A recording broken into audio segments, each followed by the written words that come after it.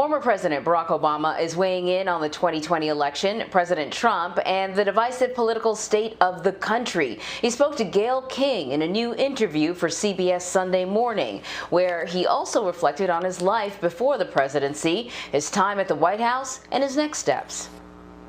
No other country on earth is my story even possible. Ted Kennedy said to you, "You don't choose the time chooses you." Yeah. So how did you know it was the time? I didn't come from a political family. I didn't come from a wealthy family. I wasn't somebody who wanted to be president from an early age. When it sort of happened that I was in a position to run for president, it was pretty surprising to me. It was certainly surprising to Michelle. You know, we were coming out of the Democratic National Convention in Boston and the speech I gave. There is not a liberal America and a conservative America. There is the United States of America. I think there was this convergence of the message I was delivering. It clicked in the electorate's mind, so that by the time I announced, at least what I knew was that it wasn't a pipe dream. A dream that launched Barack Obama on the course to make history as the first black president of the United States. So help you God. So help me God. Congratulations, Mr. President. It's a trajectory he outlines in his new memoir, A Promised Land. The book offers unique insights of a young president with the ambition to enact change. But more than that, it includes the very candid reflections of a man who sometimes fell short of his own expectations. It's in the nature of politics, and certainly the presidency, to go through rough patches. Times when, because of a boneheaded mistake, an unforeseen circumstance, a sound but unpopular decision, or a failure to communicate, the headlines turn sour and the public finds you wanting. Do you have an example of a bonehead mistake that you made? The one that comes to mind I'd write about is on the campaign trail, and I'm trying to make a point when asked about why would working class voters vote for the Republicans when it's against their economic interests. And I say, well, look, they've been disappointed. They see the economy shifting under their feet. They feel ignored, and so they cling to their guns. Religion and their guns. It was a classic example of where the intentions of what I had said didn't match up with the words right, but it had consequences, because I think it despite all the policies I actually put in place to make sure that those folks felt heard, it became a barrier for me being able to reach them. Given the current racial divide in this country, when you look back at your legacy when it comes to people of color, do you feel there's anything more you could have done? There's no doubt that there's more I could have done, but I feel like that about just about every issue. The Affordable Care Act, when we passed it, 23 million people have health insurance that didn't have it before, many of those people of color. And now it's in the Supreme Court right now as we speak. Are you concerned, worried about that? The Trump administration seems to actively want to undo everything that you have done. Well, you know, I've gotten accustomed to that, but it turns out that the Affordable Care Act, now it's actually pretty popular. 10 years later, everybody says, oh, no, we don't want that to go away, including even some Republicans. So I think it will last. You do. I think we can build on it and make it even better. And so when I think about whether it's how much was I able to alleviate systemic racism or tackle climate change, across the board, I feel as if I fell short of what I wanted to get done. And I'd run through a good process with smart people and listen to every point of view before I made a decision. So I could always say, you know what, I made the best decision I could. But there were certainly triumphs along the way, including the signature achievement, passing the Affordable Care Act. Health insurance reform becomes law in the United States of America. In fact, it inspired the president to make a personal promise about his own health. You talk about that moment where it passed, and there's a celebratory party at the White House, but there's a very poignant moment with you and Beau and a decision you made about smoking. What was that? First of all, Beau Obama, who is certainly more popular than me in our Well, he's house. very cute. Yeah, he's adorable. He's still adorable. Around. And so he was a gift from Ted Kennedy. Yes. What you're referring also to be true is that I was still sneaking in cigarettes. I pledged that as soon as I got the Affordable Care Act passed that I would stop, mainly because Malia was now getting old enough that she had noticed, and I didn't want to lie to my daughter. So I said to myself, that's it. And did you stop? I did. I have not had one since. President Obama is now enjoying life as a private citizen with his wife, Michelle, whose portrait hangs among the first ladies in the Smithsonian's National Portrait Gallery. The couple has been very open about how their relationship changed after leaving the White House. You write in Promised Land that after you left the office, that you all were able to rediscover and recapture your love. What does that mean? What does that look like? Suddenly it's, oh, we've got a lazy weekend. Let's just hang out. Part of it is also that the girls got older, right? There's the heartbreak of your chicks leaving the nest, but there's also, oh, they're not around. Well, we can do what we do. Michelle Obama's book, by the way, over 12 million. Is there friendly, I'm not is there friendly competition in the House, in the Obama House? I've already waved the white flag on that. Come on now. She tells a great story in her book. I call it the cheese toast story, where she said she was home by herself. She made cheese toast. We can all do that. And she sat out on the steps all by herself, just sort of savoring that moment. Yeah. Do you have a cheese toast story of your own? You know, for me, I think it was probably me being in traffic, which hadn't happened for 8 years because the presidential motorcade doesn't hit traffic. So I'm driving along and I'm in the car in the back seat and I'm, I don't know, looking at my iPad or something. And suddenly we stop and I'm like, what's going on? There's a red light next to us. Some kids are, eating a burrito or something in the back seat. I was like, goodness, what? Oh, I'm back to life. Welcome to the world, Mr. Hey, President. I am happy to be back in it. No doubt about it. And Gayle King is with us now to talk more about her interview.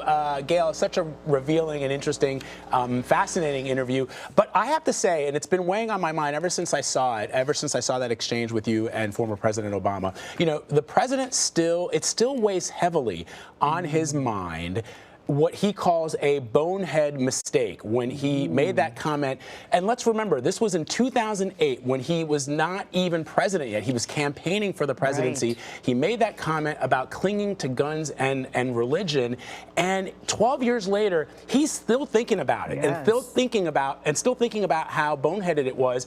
And you compare and you contrast that with the last 4 years and the things that we've heard from the current occupant of the Oval Office. It is kind of remarkable that one thing is something that he still thinks about a lot. I know. Where to begin? I mean, it just speaks, Vlad, how much he cares, how much he still worries about this country, how much he still is concerned about the things that he did right and the things that he got wrong. And he spends a lot of time thinking about that. That's what touches me most about him, is his deep commitment to getting it right and for the country to be united. And right now, to be honest with you, he's very concerned about what is happening in this country. Me too. Me too. Mm-hmm. You asked him about something that analysts have brought up, critics have brought up. There's been much talk in barbershops and nail salons about this, that the presidency of Donald Trump was a direct reaction to the presidency of Barack Obama, that the pendulum swung in as opposite a direction as it could. I want to play some of the sound when you asked Barack Obama about that. Donald Trump often raises eyebrows when he says he's done more for Black America and people of color. Yes, it does raise eyebrows. Yes. You are correct. I have done more for the African-American community than any president since Abraham Lincoln. What do you think when you hear that? Do you take that as an insult to you or the work that you've done? I think it's fair to say that there are many things he says that I do not take personally or seriously, although I think they can often be destructive and harmful. So that wasn't an exact response, because I know you asked him about that, about whether he or not he thought that America was reacting to the fact that it had elected its first black president. And for many people, for a moment, it seemed like this country had evolved on race in some way, state, or form, and then it seemed like that had not happened at all. How did he respond to that? What was his take on that? Well, he certainly thinks, Anne-Marie, that was part of it. There's no question about it. And what concerns him even more is that 72 million people voted for Donald Trump. You cannot underestimate what that means.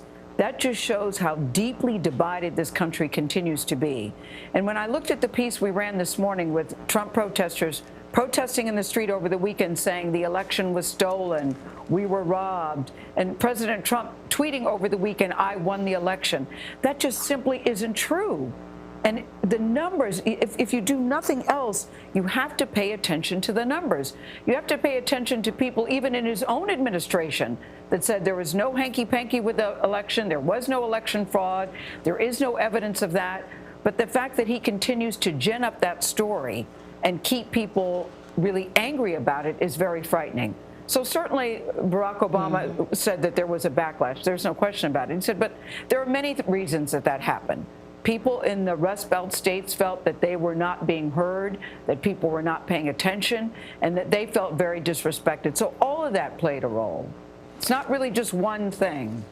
And Gail, the former president weighed in on any potential future role in President-elect Biden's White House. So let me play a little bit of that for our viewers.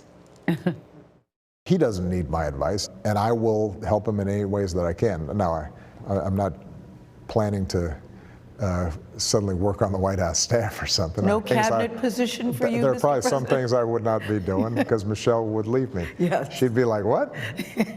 You're doing what? So good. I thought that was funny. You know what? In the book he says, Michelle Obama said to him, if there's an easy way or a hard way to choose things, you always choose the hard way. What is it about you that you continue to do that? And he admitted, you know what? I think she's right about that. About Joe Biden, I said, you know, do you have any advice for him? And that's where he said he doesn't need my advice. He believes in Joe Biden, of course. You saw how he campaigned. He went all in. It was a full-throated endorsement. But I was sort of teasing him when I said, would you take a cabinet position? Can you imagine Barack Obama in a cabinet position? I'll go first, no. But at least it's good knowing that the two men are so close. Should Joe Biden need any advice about anything, he does know that there's someone he can call. I don't expect that he'll be calling often, but it's good to know that it's there. Gail, before we let you go, you know, there's been a lot of talk about just how divided this country is. I'm curious about whether or not he thinks that we can make our way back to unity, or whether or not, you know, the conversation about division is maybe more surface, that at the core we are a united nation. No, we ain't no United Nation, Anne-Marie, that's for sure. But he also believes that I like to give options. Yeah, I do too. Keep hope alive. I do too.